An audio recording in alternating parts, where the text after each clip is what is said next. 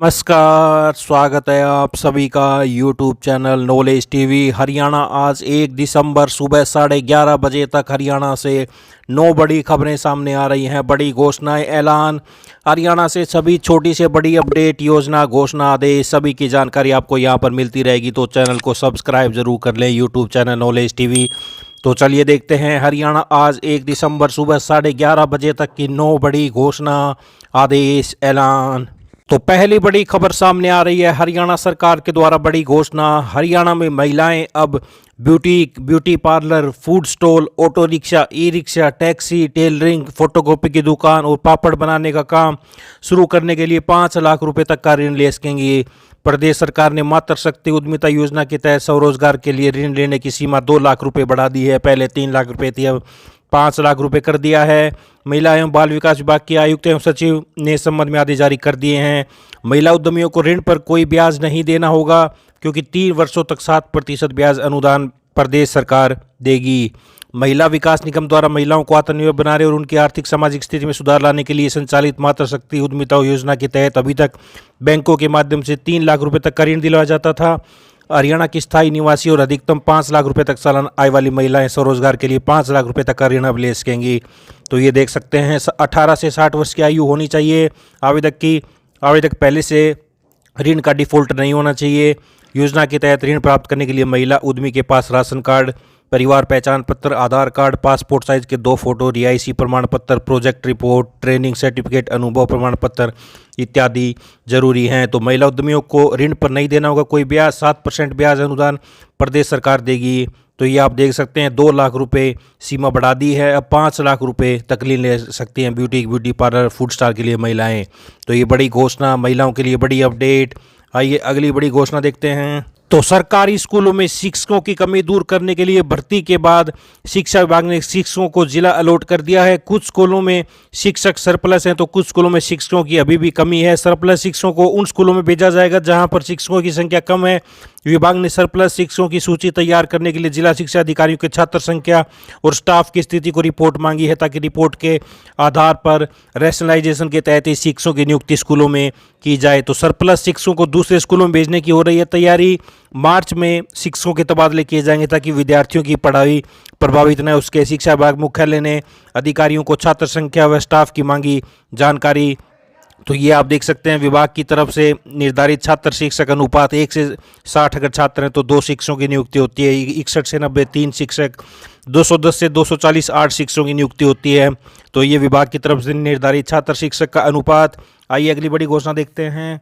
कर्मचारी भविष्य निधि संगठन ईपीएफओ ने अपने सदस्यों को बड़ी राहत दी है। ईपीएफओ की निर्णय लेने वाली शीर्ष संस्था सीबीटी ने ऑटो क्लेम निपटान सुविधा के तहत ली जाने वाली राशि की सीमा बढ़ाकर 1 लाख रुपए कर दिया है। अभी तक ईपीएफओ के सदस्य 50,000 रुपये तक की एडवांस ले सकते थे। ईपीएफओ ने अप्रैल 2020 में ऑटो क्लेम निपटान सुविधा शुरू की थी। तो अब 1 लाख रुपए तक एडवांस ले सकेंगे कर्मचारी भविष्य निधि संगठन के सदस्य। ईपीएफओ ने ऑटो क्लेम निपटान सुविधा के तहत सीमा राशि बढ़ाई। सदस्यों को ज्यादा ब्याज देने के लिए क्लेम के नियमों में भी बदलाव। सीबीटी ने कंपनियों को बड़ी राहत देते हुए उनके लिए ईपीएफओ माफी योजना 2024 को मंजूरी दी है। इसके तहत कंपनी अपने कर्मचारियों को बकाया प्रोविडेंट फंड पीएफ बिना किसी जुर्माने के जमा कर सकेंगी। इस योजना का लाभ लेने के लिए नियोक्ता को केवल साधारण ऑनलाइन घोषणा करनी होगी। इससे योजना से ज़्यादा कर्मचारियों को सामाजिक सुरक्षा लाभ मिलेगा। यह योजना रोजगार से जुड़ी प्रोत्साहन योजना के क्रियान्वयन में भी मदद करेगी। तो ये देख सकते हैं बड़ा बदलाव, ईपीएफओ निधि संगठन के सदस्यों को बड़ा लाभ। आइए अगली बड़ी घोषणा देखते हैं।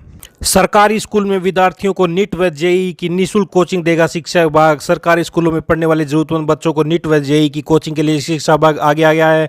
शिक्षा विभाग की ओर से विकल्प फाउंडेशन के सहयोग से प्रदेश के चयनित 400 विद्यार्थियों को 2018 से कुरुक्षेत्र स्थित संस्थान में निःशुल्क कोचिंग दी जाती है। पिछले 4 वर्षों में सैकड़ों विद्यार्थियों का दाखिला कोचिंग से हो चुका है और कई विद्यार्थियों को प्लेसमेंट हो चुकी है।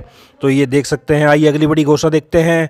युवा अधिकारिता एवं उद्यमिता विभाग में 27 साल की सर्विस के बावजूद पदोन्नति नहीं पास के लिपिकों को अब एक अतिरिक्त वेतन वृद्धि का लाभ दिया जाएगा। साथ ही लिपिकों को 21,700 रुपये का न्यूनतम वेतनमान दिया जाएगा। प्रदेश सरकार ने हरियाणा कौशल विकास तथा औद्योगिक प्रशिक्षण विभाग क्षेत्रीय कार्यालय समूह के सेवा नियमों में बदलाव किया है। तो ये आप देख सकते हैं 27 साल की सर्विस में पदोन्नति नहीं मिलने पर लिपिकों को मिलेगी अतिरिक्त वेतन वृद्धि। लिपिकों को अब दिया जाएगा 21,700 रुपये का वेतनमान। तो ये आप बड़ी अपडेट देख सकते हैं। आइए अगली बड़ी घोषणा देखते हैं।